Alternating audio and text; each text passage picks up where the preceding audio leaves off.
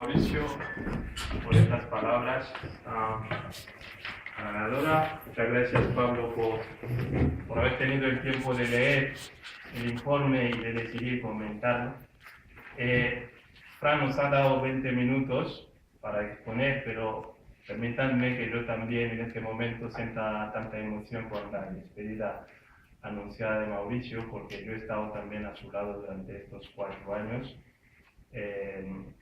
Recuerdo el día en que, estando en el equipo de Pablo en la Consejería de Inmigración, Pablo me ofreció trabajar con Mauricio, la llegada de Mauricio en Madrid, nuestras primeras reuniones de trabajo.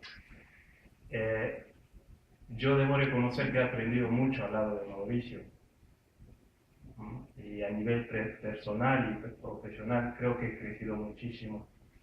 He aprendido lo que es el rigor académico, he aprendido también estar enfrente de problemas, de tensiones y cómo reaccionar con ellos, pero también debo agradecer mucho la confianza que él me ha dado en todo este tiempo. La verdad es que da gusto trabajar con Mauricio y yo no recuerdo en ningún momento en que él me ha dado una responsabilidad, se ha inmiscuido en eso. O sea, te da la responsabilidad, confía en ti, nunca te lo retira, nunca se mete en ello. Y yo creo que son cualidades de un buen jefe, lo debo reconocer públicamente. Gracias, Mauricio, por todo eso. Bien, yo voy a presentar este informe de investigación sobre migraciones y convivencia urbana. Debo anunciar primero que esa es una segunda entrega, porque hicimos una primera entrega sobre las ciudades europeas en un otro informe presentado en noviembre de 2010, en lo que nos hemos enfocado en estudiar la gobernanza de la inmigración en las ciudades europeas, o sea, las fórmulas empleadas para la gestión del hecho migratorio en esas ciudades. Lo hemos presentado, pero esta vez toca presentar el tema de la convivencia urbana. Es lo que nos hemos centrado en ello. Este informe se va a centrar básicamente en 2 ejes, que es lo que hemos considerado que son los que teológicamente llaman los males de la ciudad. O sea, cuáles son los grandes problemas a los que se enfrentan las grandes ciudades europeas que han acogido a las migraciones desde finales de la Segunda Guerra Mundial. Por lo tanto, la premisa inicial, básica, con la que hemos empezado esta investigación ha sido muy sencilla. Hemos observado que estas grandes ciudades europeas, que han recibido a grandes flujos de trabajadores inmigrantes, de sus familias, desde la Segunda Guerra Mundial, pues en los últimos años se observa que son sociedades donde la marginación, la exclusión, la fragmentación y las desigualdades son tan visibles, sobre todo cuando la analizamos desde la perspectiva de las migraciones. Esta larga trayectoria migratoria que llega hasta la segunda y la tercera generaciones tiene también reivindicaciones de igualdad de oportunidades por parte de la segunda y la tercera generaciones de migrantes que no se reconocen en esas sociedades. Por lo tanto, sobre todo basándonos en los últimos años, estamos observando que en esas ciudades europeas las relaciones entre autóctonas y inmigrantes son relaciones quizás no de hostilidad tan manifiesta, pero que son relaciones muy tensas, que a veces llegan a disturbios, a protestas abiertas, pero las relaciones son muy tensas y se nota que si no hay conflicto simplemente hay una tolerancia mutua, más o menos. Y también una dimensión muy importante es que los grupos de migrantes y sus descendientes en las ciudades europeas se congregan en espacios bien determinados. Por lo tanto, hay como una segregación residencial espacial de vivienda de migrantes que se realizan sobre la base étnica o racial. Por lo tanto, este conjunto de observaciones nos ha llevado a pensar teniendo Madrid como centralidad, Madrid también, en menos de 2 décadas, ha recibido a grandes flujos de migrantes, casi 1.200.000 en 2 décadas. Pero Madrid no presenta esos síntomas observables en otras ciudades. De ahí las preguntas de la investigación. ¿Qué es lo que hace de Madrid tan diferente? La pregunta central. ¿Por qué Madrid no vive estos síntomas de segregación, de exclusión, de fragmentación que es visible en otras ciudades? Por lo tanto, nos hemos propuesto como objetivo analizar cuáles son las dimensiones y las causas explicativas de estos problemas que se viven en esa ciudad que acogen a los inmigrantes. ¿Cómo se están desarrollando estos problemas? Y cuál es, sobre todo, lo más importante desde la perspectiva política, cuál es el tratamiento que se está dando a estos problemas en esa ciudad, al fin y al cabo, para que Madrid pueda aprender de ello.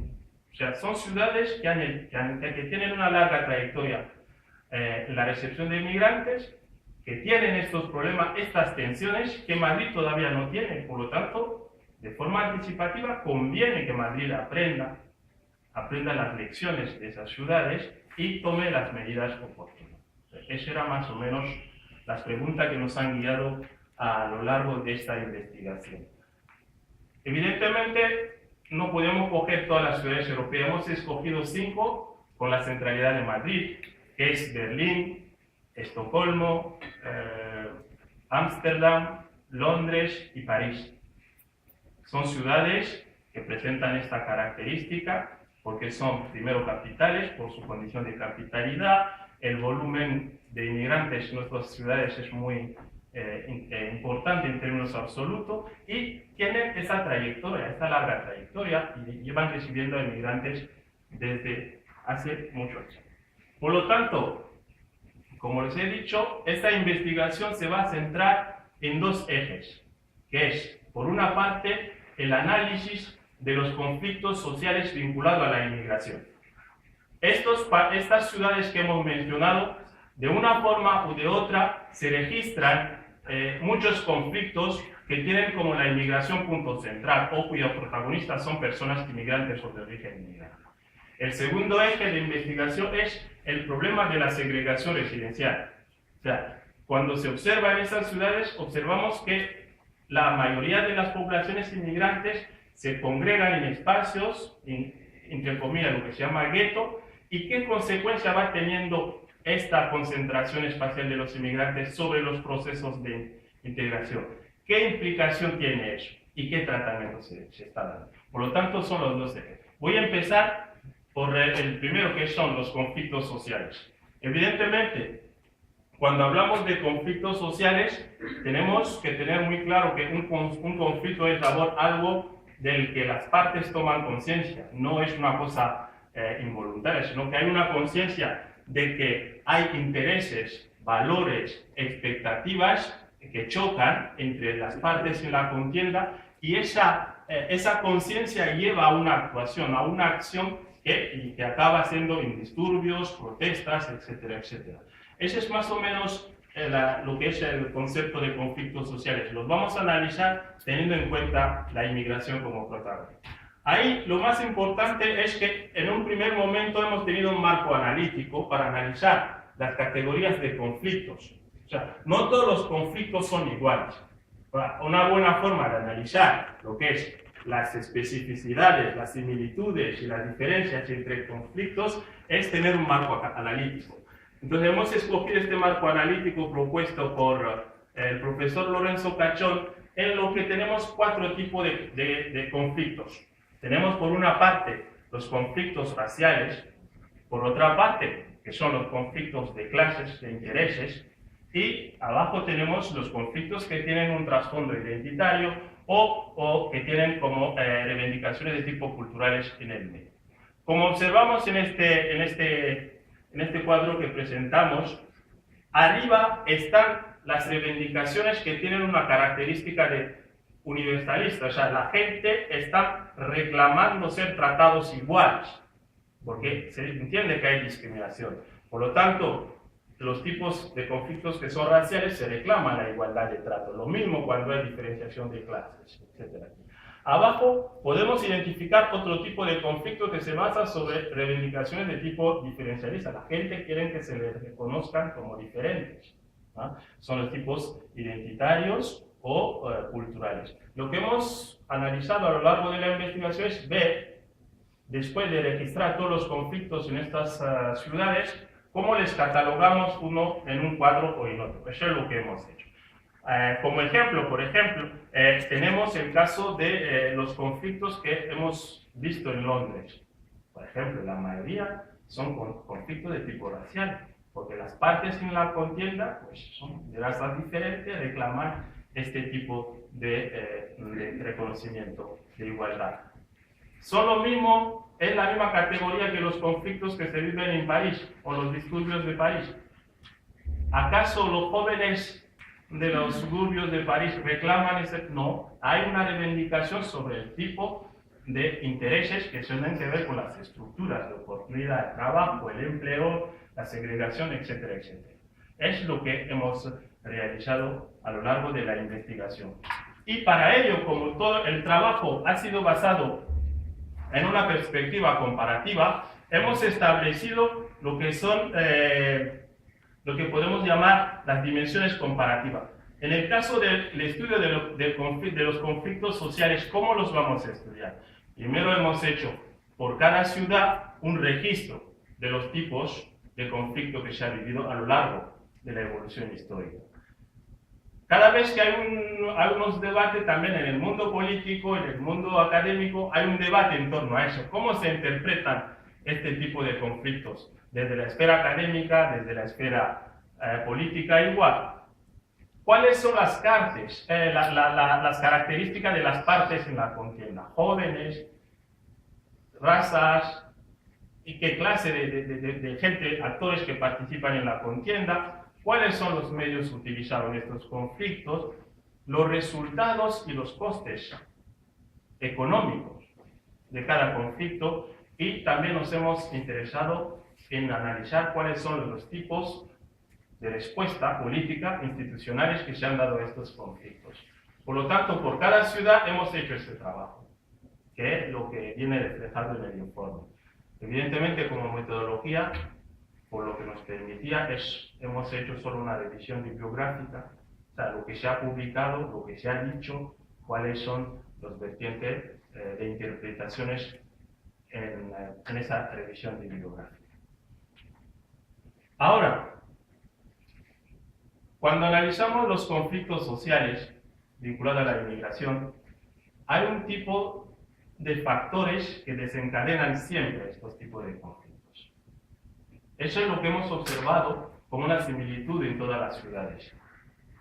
El nivel de pobreza, de exclusión, de desempleo, o sea, todo este tipo de males que viven los inmigrantes son los hechos que desencadenan este tipo de conflicto. Por lo tanto, son factores que causan la llegada del conflicto.